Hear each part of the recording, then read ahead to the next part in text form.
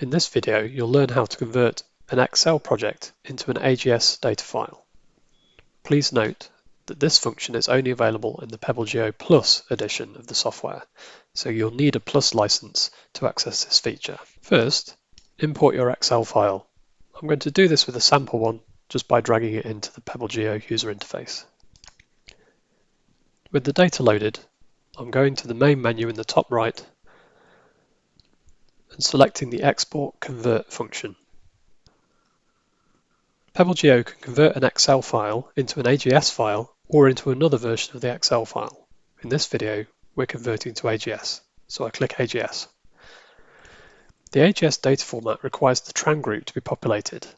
Pebble Geo pre-populates some of this group for you, but you will have to fill out the producer and the receiver fields.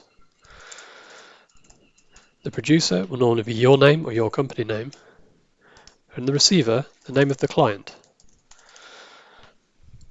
When you're happy, click Continue with Export. If Pebble Geo finds something in the Excel file that isn't compatible with the AGS standard, it will just warn you about this.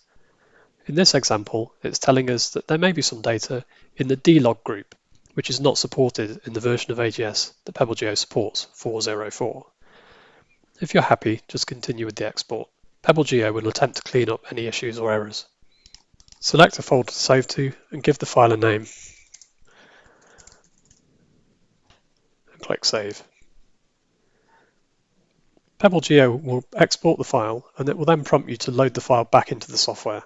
We'll click Yes, as this provides an easy way just to check that the data is exported correctly.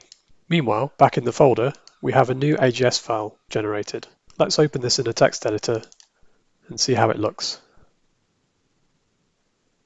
In most cases, Pebble Geo will be able to produce a valid AGS 4.04 file from your data. Of course, there may be times when you've inputted values into the fields in Excel which are incompatible with the AGS data standard.